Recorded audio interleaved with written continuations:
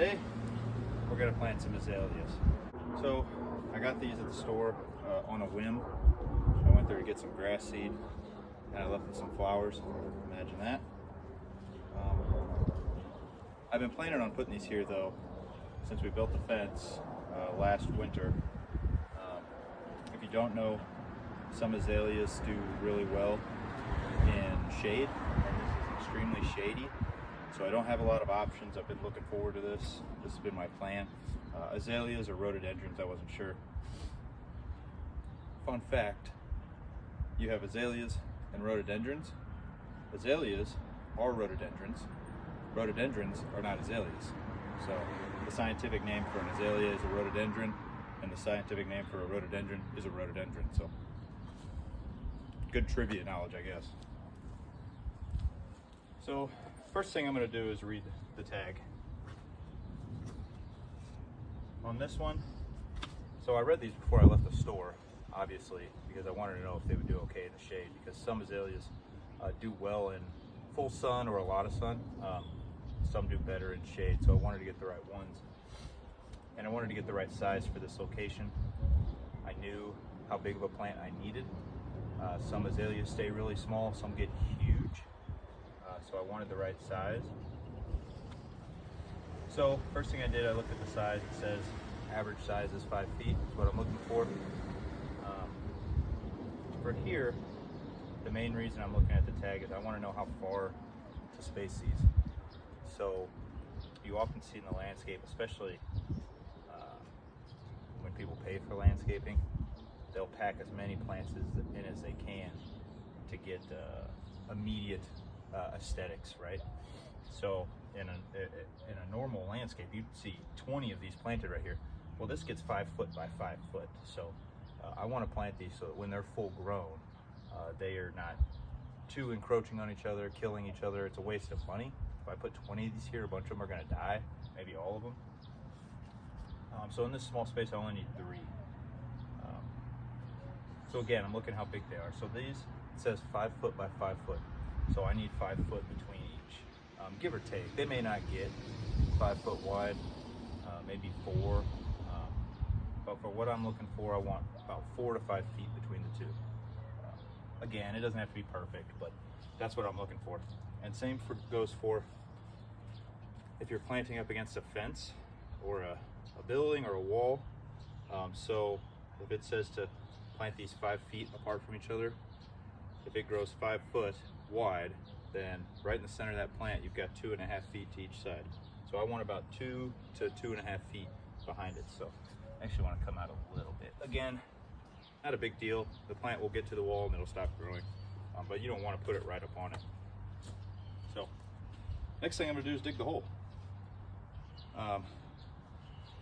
Like I've said before, the bigger the hole, the better, not the deeper. So I want it to be wider, deep. I want to go with what it's given me, right? So if my pot is 6 inches deep, I want to go about 5 to 6 inches, no deeper than that. If my pot is 6 inches wide, I want to go at least 12 inches wide. So with something small like this, you could go 2 foot wide. The wider, the better. It's not going to hurt. But these little guys, these should be able to just pop them in no time. A little hole 1 foot wide should be fine. So let's get to it. I like to set them out and somehow mark where they're going to go. So before I move this plant, so I don't forget, I'm going to make some marks around it with the shovel.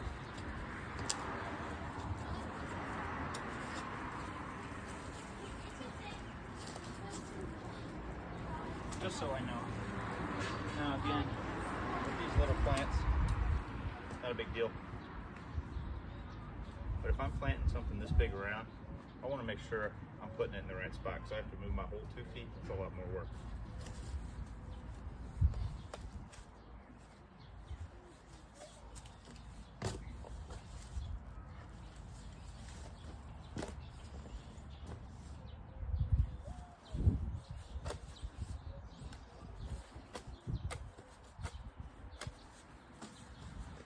Pretty good soil here. Get all the roots out.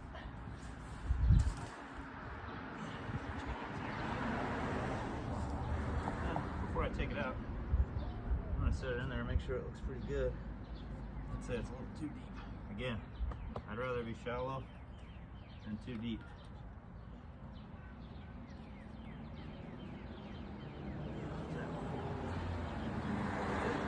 This plant's small, so it's pretty tough, but when you take it out of the pot, you want to be careful not to really tear the root system up too bad.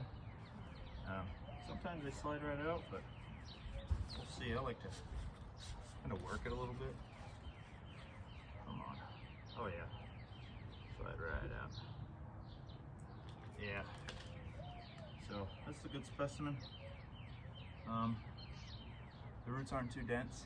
Sometimes if it's completely wrapped in roots, you really want to score those roots so it doesn't get root bound. You want to kind of score them a little bit, and then they'll grow from there. They'll grow out into the hole. If you don't do that, the roots will just keep growing in the circle, just like the pot. So something like this, these fine roots, I'm just gonna squeeze it a little, kind of disrupt it with my hands. It's pretty bad there. Kind of like pruning a plant, make it grow, you kind of pruning the roots.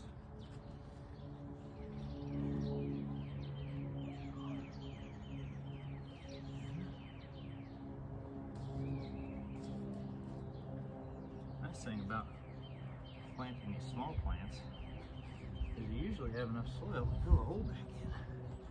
That does not happen all the time. Bigger plants.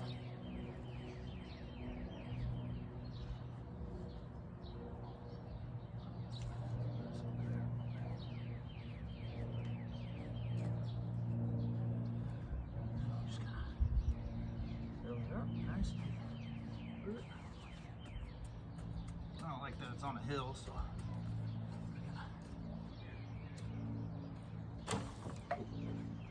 we're gonna flatten this out a little bit.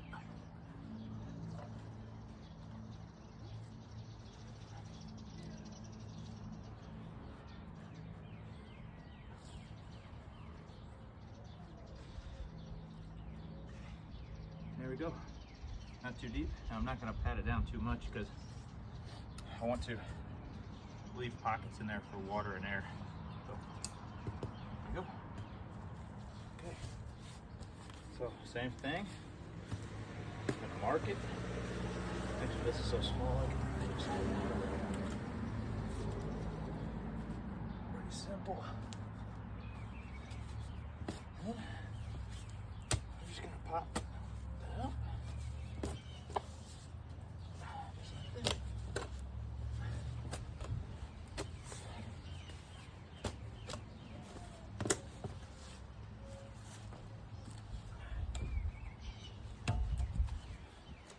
These small plants, sometimes it's easier just to do it with your hands.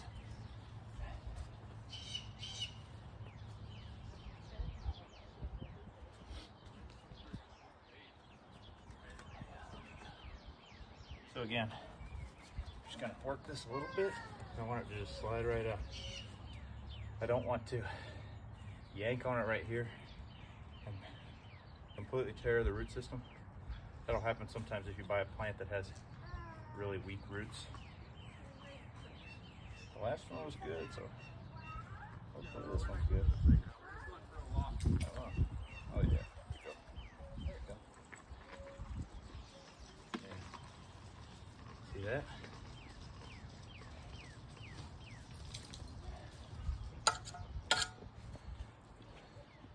That's what I meant. If you can see this here, sometimes you'll buy a plant and it's just full of roots. These are really fine. It's not too bad, but you still want to score it. I'm going to take the serrated part, cut that, and then it should allow those roots to grow out into the hole. So again, we're just going to score it some. You can get really crazy with it.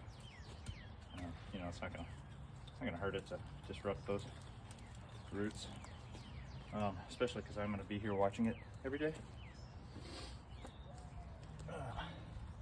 Again, this is pretty good roots, so not too worried about it.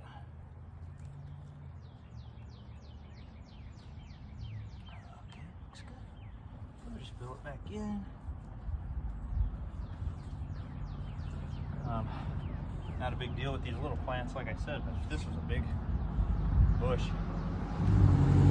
I'm gonna want to make sure when I dig the hole, I put all the soil in one spot, because oftentimes you don't have enough soil to fill the hole back, and then you can really be in a bind.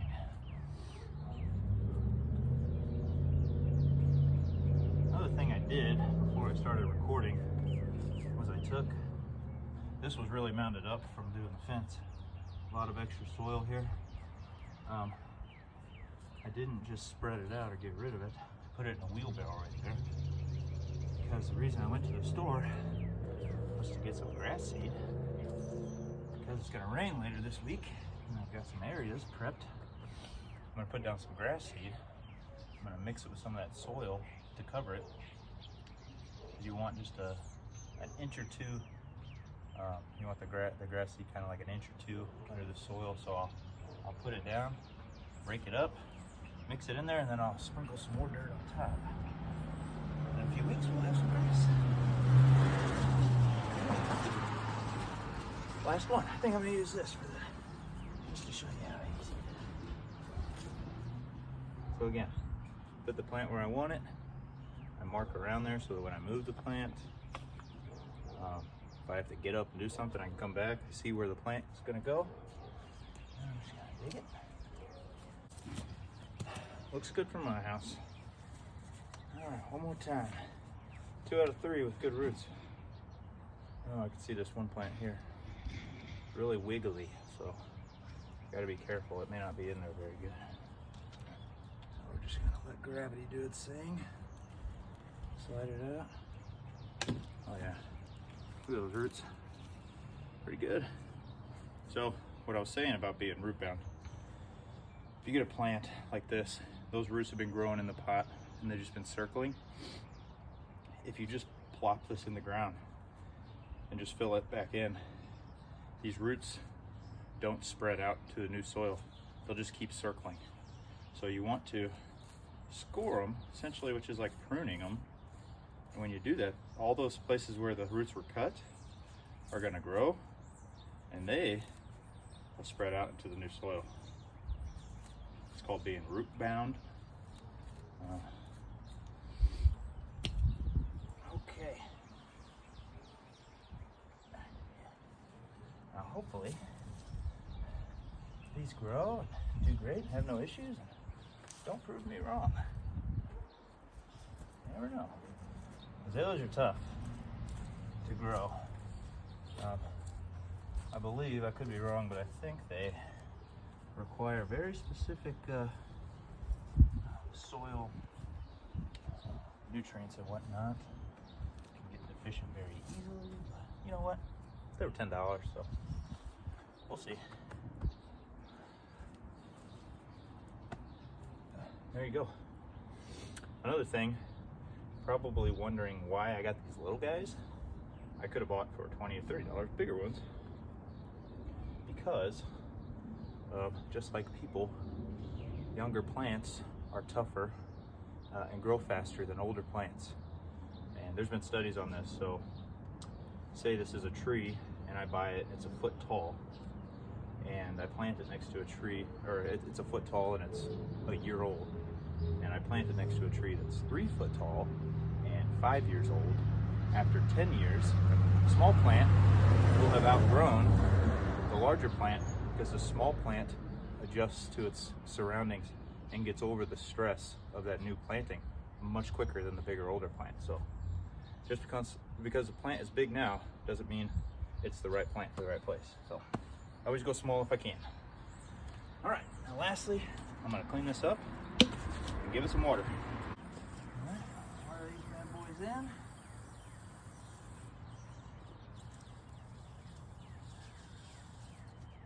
It's gonna rain in a few days, so I don't need to be too crazy with it.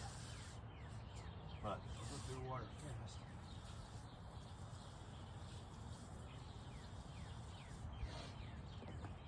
Another tip I may have mentioned before is you'll see I'm not watering the plant really, but more the ground around the plant and the roots.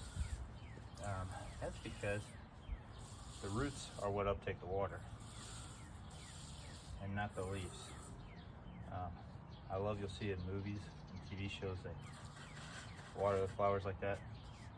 That doesn't do anything. Maybe on a hot summer day it'll help the plant from losing water, but all the water that that plant gets comes from the roots. So you want to water them.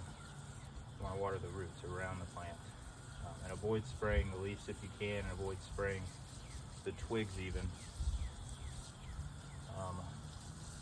If you can, water in the day, because they're mainly uptaking that water during the day.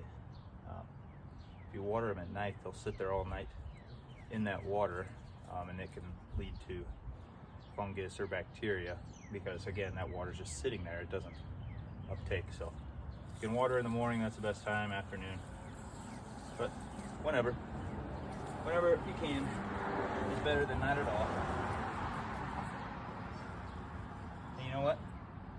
If you spray the leaves, it's okay, they get rained on too, so who cares? It's not the end of the world. All right, now I'm gonna remove the tags and we're done.